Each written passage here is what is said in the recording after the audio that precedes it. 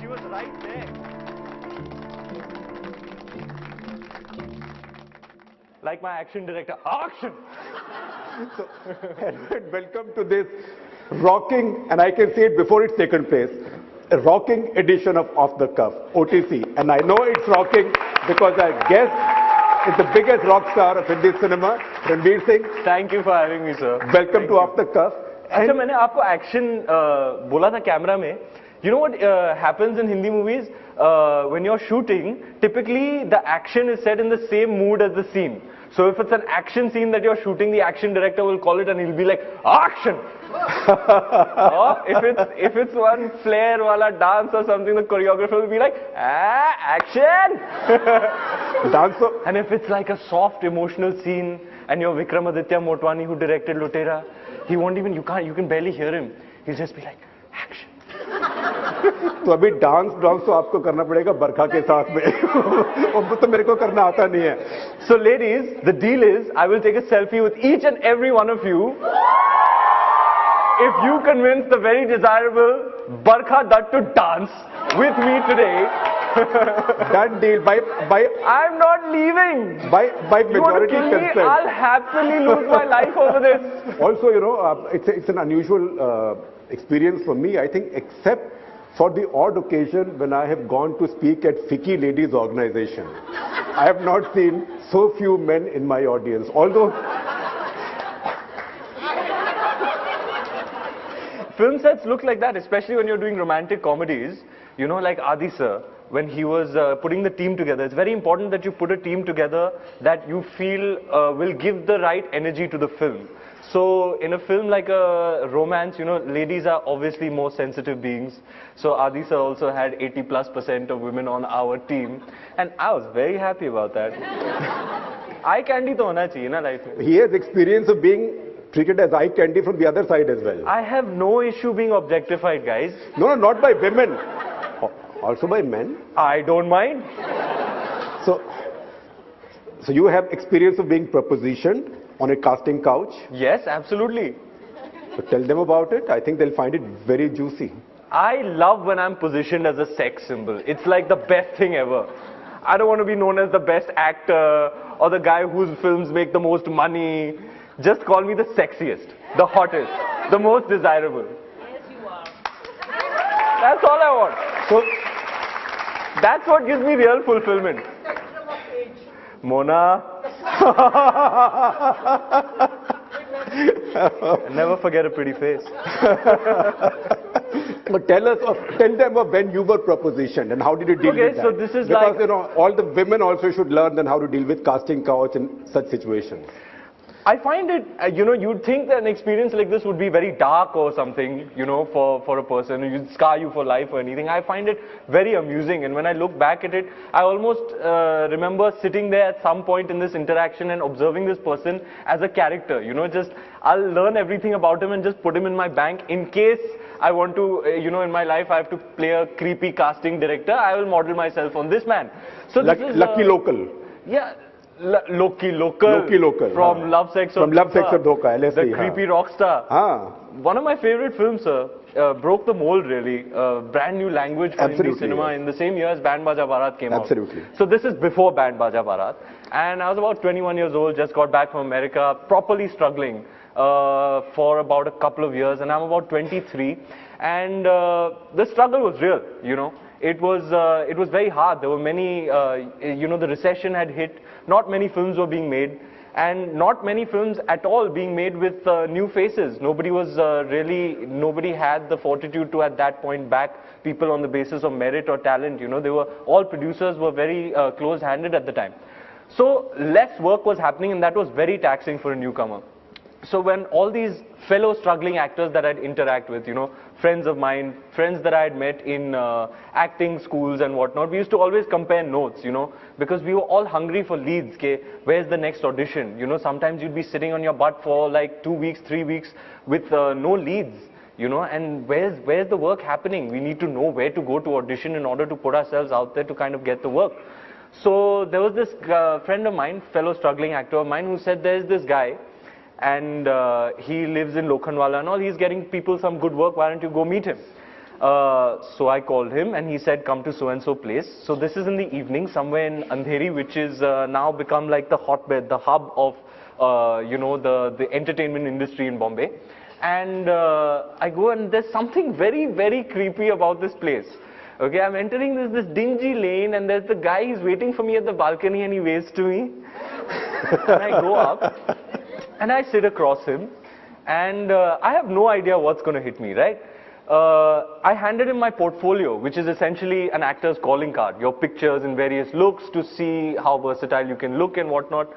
Typical. And my portfolio, having been an assistant director, mine was very impressive. I knew that, you know, and a casting director typically gets 100 a day and he just puts it under his desk and you don't know the fate of them.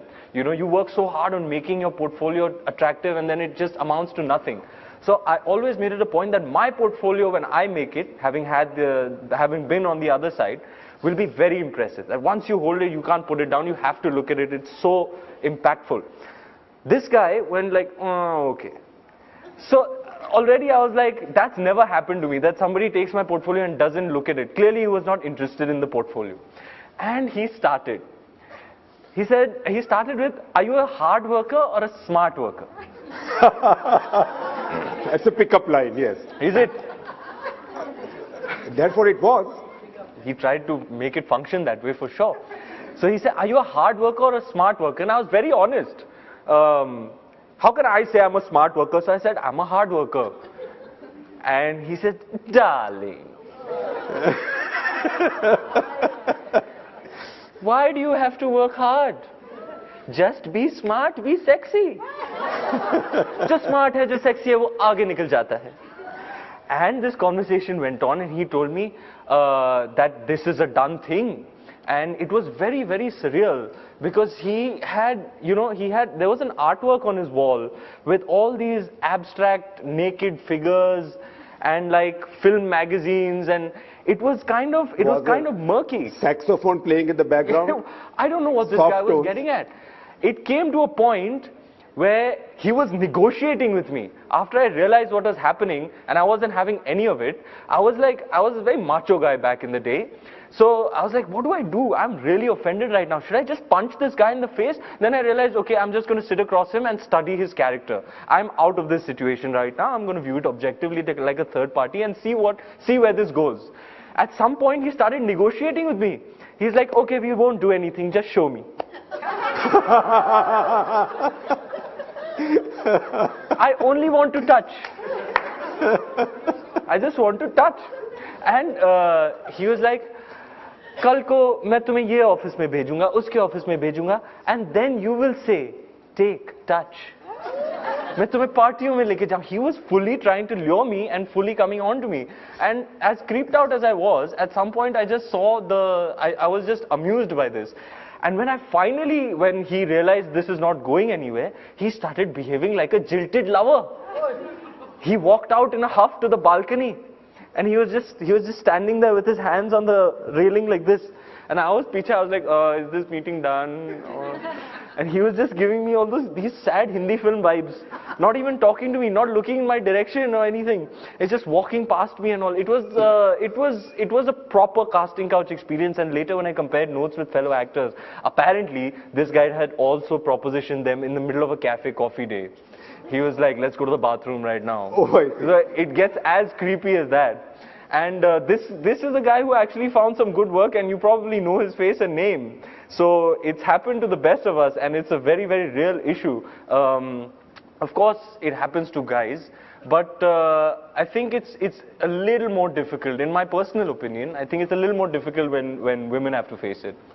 But this guy ended up jilted, sad, Yeah, sad. not vengeful. Oh, sex नहीं हुआ. तुम अगर मुझको न चाहो तो कोई बात नहीं. Creepy तुम guy. किसी और को चाहोगे तो मुश्किल होगी. Like that. I remember I call him the alligator. His teeth like this. Tell us, what's been a couple of the most fun moments for you in cinema? Because you are an outsider to cinema. You always wanted to be in cinema. You were not born in a cinema family, which is a disqualification, right? You came in a bit late in cinema. You actually had a job before coming into cinema, right? So tell us some of your more fun discoveries in cinema. my most fun discoveries in cinema, what I love about being in Hindi films is that pretty much everybody who you're collaborating, it's a collaborative effort, it's a team effort. Almost everyone is truly passionate, and that's why they're working in Hindi films, right? I have a very cushy job, let me tell you, as a leading man, but I mean, everybody who's there, who's doing from the smallest job, seemingly smallest job, to the most important, seemingly biggest job, everybody shares a common passion for not just cinema, but mainstream Hindi films, you know, and I love that. It makes for a very, very healthy working environment, and that's what I really love about Hindi films, that everybody who's a part of it is part of it because they really love it. But give us a couple of instances, examples, events, happenings. You know, my first year, I was like Alice in Wonderland, you know, because all these people I was meeting and interacting with and meeting for the first time. I mean, can you imagine standing for the first time in front of Amitabh Bachchan? It's like you're tripping on some acid or something. It's like, I can't believe I'm standing in front of Amitabh Bachchan and he's right here. Also, it also happened to me, I was majorly starstruck when I met Kareena Kapoor Khan. I was a huge fan of hers. I think I may have overreacted and thrown her off a bit. So, describe to us what happened. But it was like Alice in Wonderland. I was just starry-eyed, you know, in my first year, second year. I remember on the first couple of days after Band Baja Barat released, you know, there was this whole thing that, you know, you'd hear that Shah Rukh Khan has 555 in every one of his numbers. His phone number, his landline, his mobile phone, his car has 555. So I'm sitting on the 2 days since Band Baja Barat is released, and some 555 numbers calling me. Okay, and I don't know why I didn't answer. I wouldn't have thought in my wildest imaginations that Shah Rukh Khan would be calling me. So it turned, and I go up, I was in the office of Yash Raj Films, I go up to my director Manish Sharma, and he was like, "Did he call you?" I was like, "Was that him?" So Shah Rukh Khan called me to congratulate me on Band Baja Barat, and the most surreal things happened. These are things out of my wildest imaginations, you know. I was getting to meet people who I'd given an arm and a leg to just get 5 minutes with. It was a real trip. It was Alice in Wonderland. But after a while, all that, let me tell you, it all dies down and gets normalized after. Because you became part of the Wonderland. You spend enough time in the business. So will you reenact for us your first meeting with Kareena, in which you say you... Are you going to act like Kareena? Huh? You'll have to be, I need a Kareena. I mean, it's a sad choice, but you're most welcome to do it. I think any of these ladies will be happy to do it. Anybody game? Please come. Ow. That's your Kareena for now. Ow. So this is at the backstage at the Filmfare Awards, and you're very busy dolling up for the big night. And I've asked the very famous designer Manish Malhotra if he could take me to meet her, because I told him what a big fan I am, and he's very close to her. So she was in a room dolling up, and I've entered. So you're dolling up with coterie around you. She was standing, facing the other way. Not yet.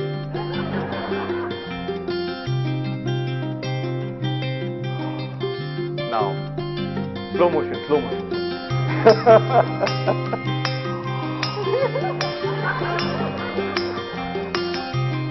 I'm a drama queen, what can I tell you?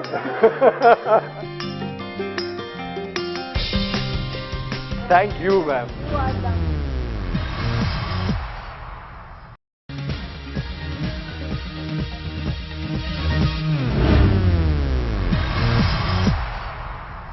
How much of Hindi cinema was a surprise, in the sense it turned out better than what you had thought or worse than what you had thought?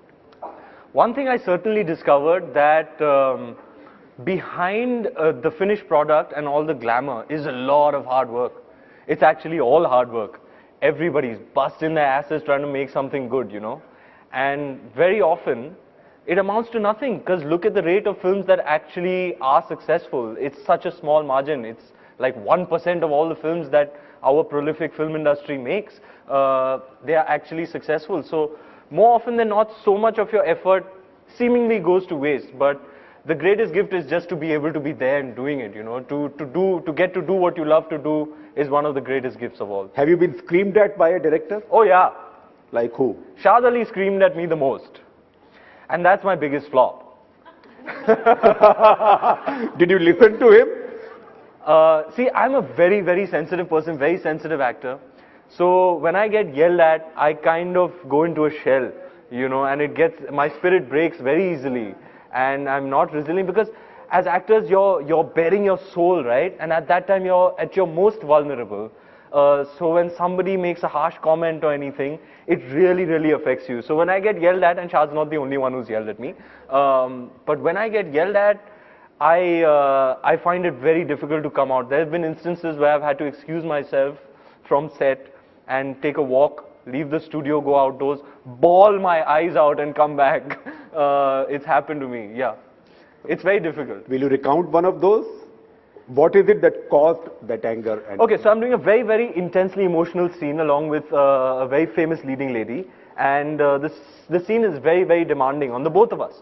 I have major eyeline issues. If you don't know what an actor's eyeline is that suppose this camera is on us and I'm acting with a person who I'm supposed to be acting and reacting to. If there's somebody at the back having chai or, you know, is on the phone and is not actually engaged in this moment, that can be very distracting. And I have major eyeline issues.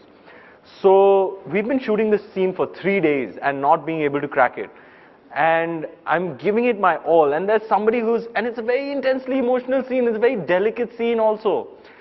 And there's this person cracking a raucous joke behind the camera and everything. And I was in the moment. I don't usually yell. I was like,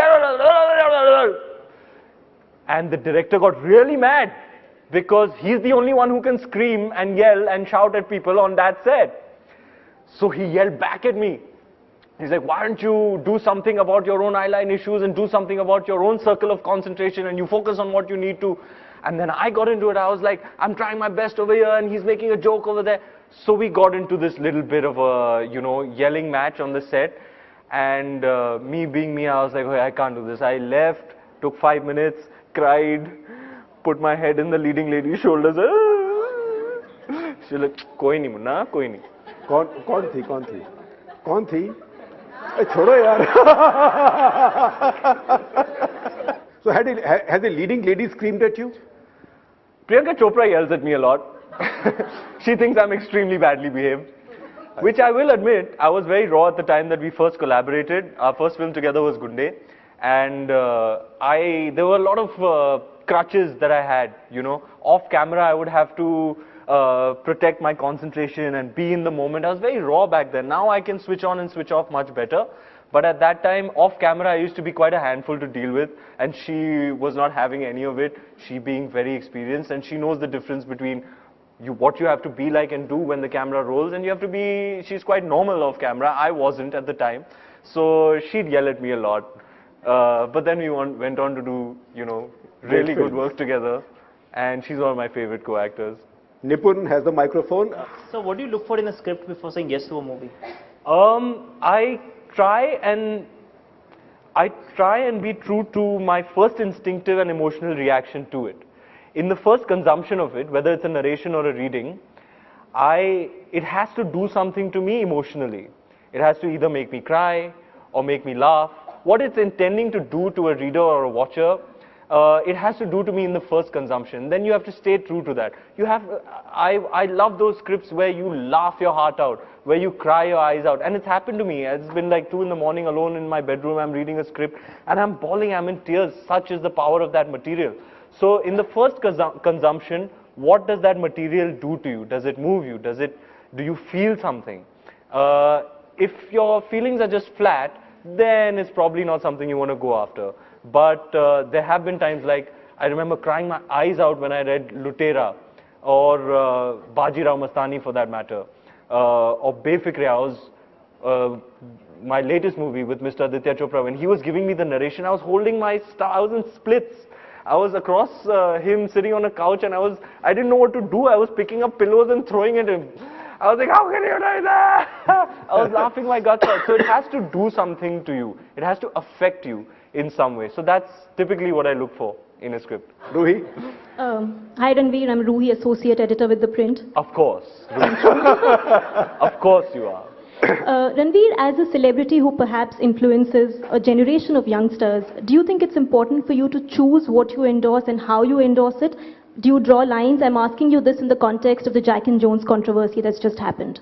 I have been a copywriter. I've had jobs at very reputed agencies like O&M, JWT and stuff. I'm a creative writer myself. So I understand that a creative person, when they come up with a certain creative, they don't want, they don't want to be messed with, interfered with.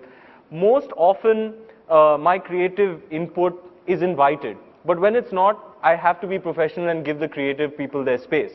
So this time, I didn't interfere, and perhaps they got it wrong. But I was very much on the ball on the first day that it came out. And I realized that it was not going down, but obviously there's no malicious intention behind it, but it was not going down very well. And so I actioned it immediately. I had it taken off overnight. Yes, I agree. There is, with the power to influence comes great responsibility, as cliche as that line sounds. And so I did what I could in my position. I tried to be as responsible as I could and tried to take it off overnight, and that's the best I could do. I'm Parul Mahajan. I'm a social activist, and my question is also a little social oriented. What's your take on demonetization? How has it affected your life? I'm actually quite a dud in things like mathematics, economics. I am very blessed to have a strong, solid business mind in my father, who handles my finances. So I heard about demonetization and I called him. I was like, Papa, sab theek hai na, Papa? Like, haan beta, sab theek. Okay, Papa. So I don't know too much about these things. Hello? Yes. Anika, Anika, okay. Wow, Anika. I want to ask you, if you would not be an actor, what would you try to be? मैं अगर actor नहीं होता, मैं struggling actor होता. Mr. Kali Raman. Ranveer, Jagdish Kali Raman, he is a national champion wrestler. मैं आपसे ये कहना चाहूँगा कि रेसलिंग पे बहुत सारी फिल्म्स बन रही हैं, बैक टू बैक 2 फिल्में बनी. एक फिल्म आ रही है आमिर सर की दंगल, सुल्तान सुपर हिट रही, और बॉलीवुड में एक बड़ा बदलाव आया कि स्पोर्ट्स पे फिल्में बनने लगी हैं, और प्रोड्यूसर्स, एक्टर्स, सब लोग मतलब स्पोर्ट्स को प्रमोट कर रहे हैं. तो सर मैं एक तो ये मेरा पर्सनल क्वेश्चन है कि क्या आप एक पहलवान की भूमिका निभाना चाहेंगे आने वाले समय में? सर मैं ही तो करने वाला था सुल्तान. और सर दूसरा, हमारी अभी प्रो रेसलिंग लीग आ रही है, रेसलिंग की लीग शुरू हो गई और ये 2nd सीजन है उसका. और सर मैं चाहूंगा कि आपके माध्यम से जो रेसलिंग प्रमोट हो, तो प्रो रेसलिंग लीग को अगर आपके माध्यम से कोई प्रमोशन मिलेगा तो रेसलिंग बहुत ज्यादा पॉपुलर होगी, क्योंकि गांव का खेल है और देश का खेल है. बिल्कुल sir, I would love to support wrestling. मेरे ख्याल से हमारे देश के सबसे 2 बड़े superstar mister Salman Khan, mister Aamir Khan, दोनों ने एक ही साल में 2 फिल्में की है ये सब्जेक्ट को लेके. तो आई थिंक उससे काफी बूस्ट ऑलरेडी मिल गया है. और आई थिंक जिस तरीके से दंगल दिख रही है, it's looking very promising. I think it's going to be the film of the year. वे बरखा सवाल पूछ रही हैं आपसे. You are obviously in a very merciless industry where you're as good as your last hit. How much loneliness and anxiety is there in sort of sitting at night and saying, okay, what if all of this goes away tomorrow? And what keeps you real? Are actors real ever? Wow, that last part is really tough to answer. You don't know where the lines are blurring between the real you and... Honestly, my whole life is like exploring who am I really? You know, even I don't know. Sometimes I feel like I have a personality disorder. I guess it's important to see the downs as well, you know, along with the ups. Yes, you're absolutely right about the fact that only your last Friday matters. Nothing more or less. Your entire equity could amount to nothing if you're not current. If your last Friday hasn't done well, you're still struggling, you know. I think what manages to keep me at least some degree of balance is that I sort of try and follow the middle path. I don't get too carried away with the success, and I don't get too bogged down by the failure. Can you keep the personal and the professional apart? I mean, it's difficult when you're working in films because it is a very interpersonal, line of work. You're not sitting and interacting with a computer screen. It is interacting with people on a daily basis. So yeah, I think it's difficult to segregate the two.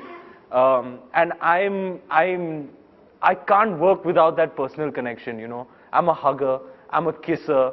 I go on to set and I feel like everybody's my buddy old pal. I'm just that type of person. So for me particularly, it's very difficult to separate professional and personal. I won't comment on this any further. Ayushi Agrawal. I just want to ask you that while doing film Bajirao Mastani, you suffered from injury. Then what kept you motivated, and what things coming in your mind? Like That's fine. That's fine. That's a really good question though. And I don't get to talk about this too often. Nobody asks me only. It was probably my lowest phase and my darkest period. I really love life. I've got a great lust for life, I would say. A great zeal. And I know this about myself because now when people say it, I'm like, yeah, you're probably right about that. This joie de vivre is quite right. But what really bogs me down is physical injury, I feel like I can't do anything. I feel restricted, I feel caged. So when I hurt my back during Lutera or I broke my shoulder during Bajirao Mastani, those are my lowest phases. Nothing brings me down and, nothing gets me lower than physical injury.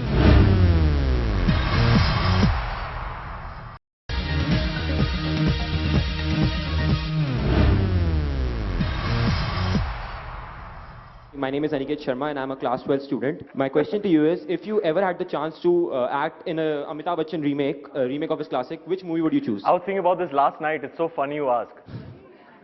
Dawn. Dawn. Yeah. Why Dawn? I don't know. I think playing, since I've tasted blood with this new character that I'm playing, Alauddin Khilji. He's the bad guy. He's the anti-hero. To play He was the nastiest tax collector in India's history. Right time, right juncture to bring in his name.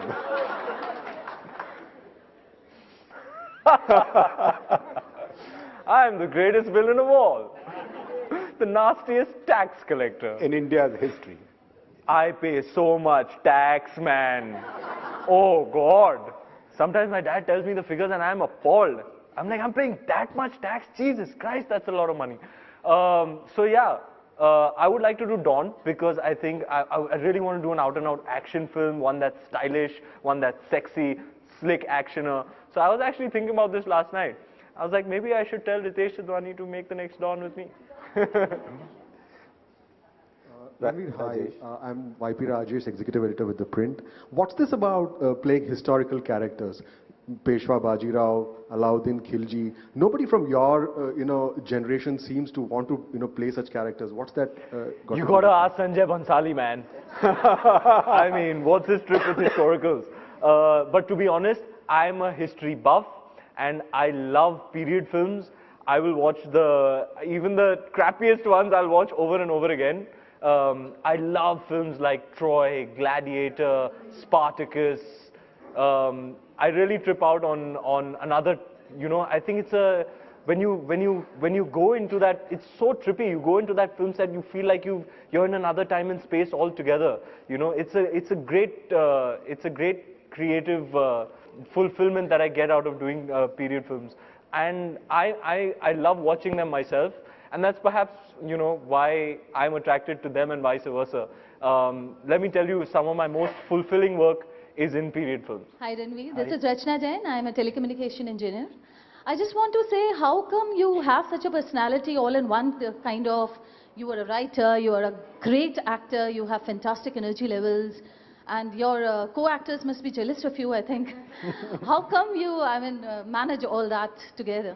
I feel like I haven't even done enough, or I don't do enough. I feel like in the next 5 years, I want to be like some of my heroes in cinema, like Charlie Chaplin, a proper, like Woody Allen, Clint Eastwood, like a proper auteur. You write, you produce, you direct, you act in the same film, you compose the music for the film.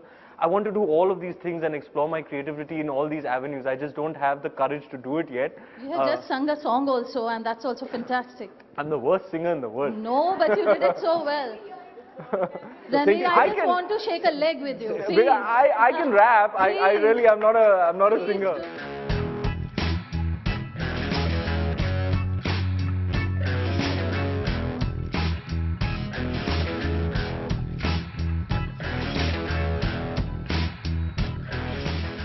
उड़ती पतंग जैसे मस्त मलंग जैसे मस्ती सी चढ़ गई हमको तुरंत ऐसे लगती करंट जैसे निकला वारंट जैसे अभी अभी उतरा हो नेट से टोरेंट जैसे thank you guys Most of this audience hasn't seen it. I've seen it. दीवार की लाइंस बताओ ना इनको. An American university, I happened to take an acting course. It was the only seat left. I had to register and happened to be acting. University of Indiana Jones में गया. और वहाँ पे first day पे instructor ने कहा, I don't want to know who you are, where you're from, what you do. I just want you to go up and put up any kind of performance. You want to recite poetry, sing, dance, do whatever. So the only thing I actually knew, like the back of my hand, were Amitabh Bachchan's dialogues. उफ तुम्हारे उसूल, तुम्हारे आदर्श, किस काम के तुम्हारे उसूल, तुम्हारे सारे उसूलों को कौन कर एक वक्त की रोटी नहीं बनाई जा सकती रवे। जिन आदर्शों के लिए तुम अपनी जिंदगी पर खेलने के लिए तैयार हो, क्या किया उन आदर्शों ने? एक 4-5 रुपए की पुलिस की नौकरी, एक किराए का क्वार्टर, ड्यूटी की जीप, 2 जोड़ी खाकी वर्दी। देखो, ये वही मैं हूं, ये वही तुम। हम दोनों एक साथ इसी फुटपाथ से उठे थे, लेकिन आज तुम कहां रह गए और मैं क्या? आज मेरे पास बिल्डिंग है, बैंक बैलेंस है, बंगला है, गाड़ी है। क्या है तुम्हारे पास? मेरे पास माँ है।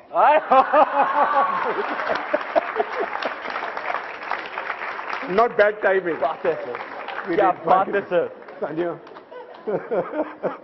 Hi Ranveer, I'm Sanya. I work with The Print as a reporter. In the last 1 year or so, a lot of actors, including the likes of Shah Rukh Khan and Amir Khan, have received a lot of flack for voicing some of their political views.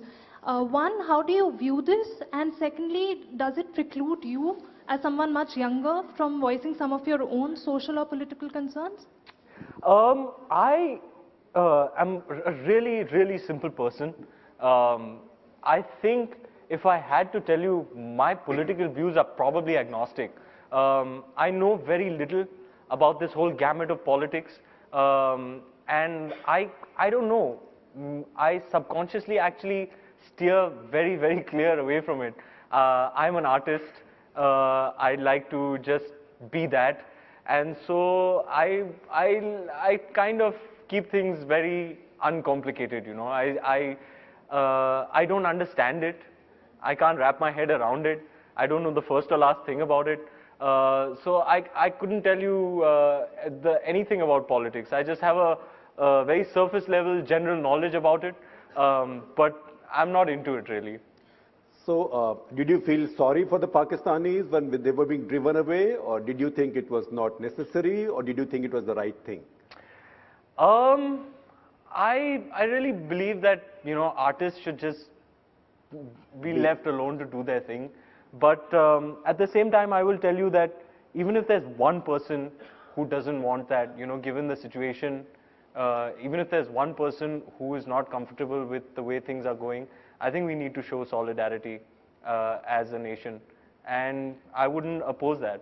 I'm Jyotsa, I'm currently doing my MBA. A lot of people are awestruck by you, and even when you go for a simple dinner or a simple movie, there are a lot of people wanting to get selfies, like we all did want to. And it's kind of an invasion of privacy, but you always have to have your best foot forward and always have to be extremely well dressed, a lot of pictures. So how do you handle that kind of pressure? And it's very taxing at some point of time that you just want to chill at your home and not bother about the world around you. Yeah, this is an interesting question. Let me tell you, camera phones and you know, they've really changed the meaning of what of celebrity life. I've been in really bizarre situations. I've been at the fanciest restaurant in Mumbai eating, and I've seen pictures of mine that crop up online later going like, ah. I was like, man, I went to this classy joint, I wore my fanciest thing, and here there's a picture of me going, ah. And I've been in a 5-star hotel in Mumbai. I've been taking a leak in a bathroom stall. I turn around and there's a guy filming me. I was so mad at that point. So camera phones can be really taxing. So what happened is, wasn't that bad like 4 or 5 years ago, huh? And then, you know, like phones became accessible to everybody. Camera was now in every phone. So now everybody is walking around with a camera, and at some point it can be very taxing. But I have a great amount of patience, you know, with these things. For me, it's like if I can just do whatever I can to put a smile on a person's face, I'm down to do that. Mr. Venkat Narayan. Ranveer, Bollywood films are getting globalized in the sense that it's not just the diaspora across the globe which is watching the films, but also Indian films, Hindi films are getting dubbed into different languages, and 1/3 of the revenue the films are making comes from overseas.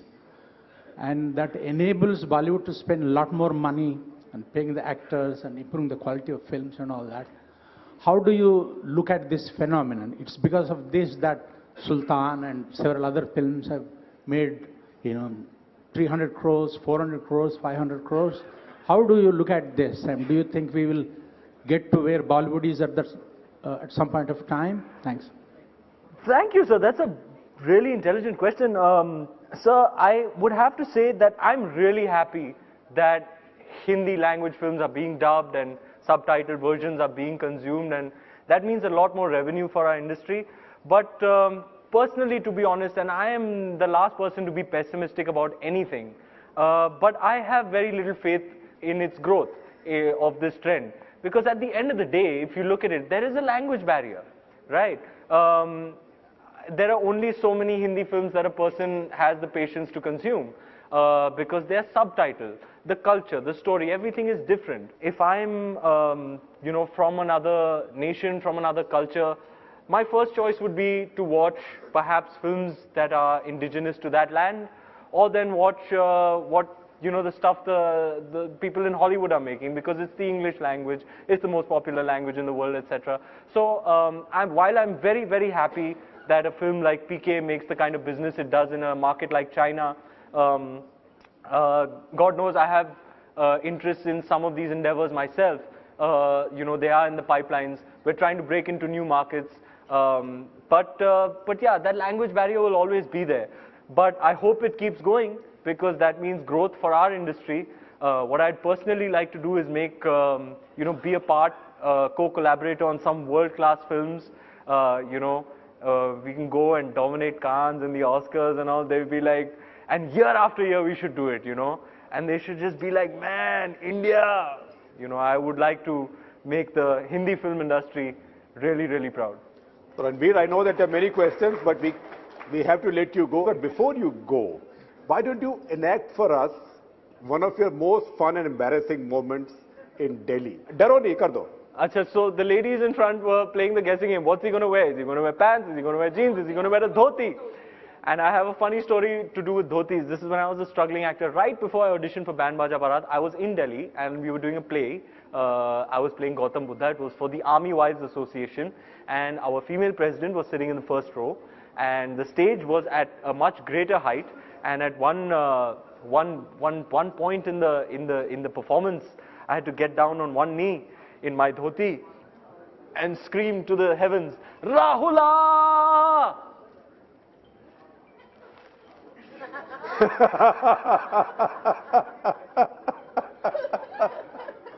And the president was right there. Flagrant Delhi. She came and saw a performance unlike any other. So thank you very much. We had a wonderful evening. Thank you, and sir. Please join us again for our next round of OTC.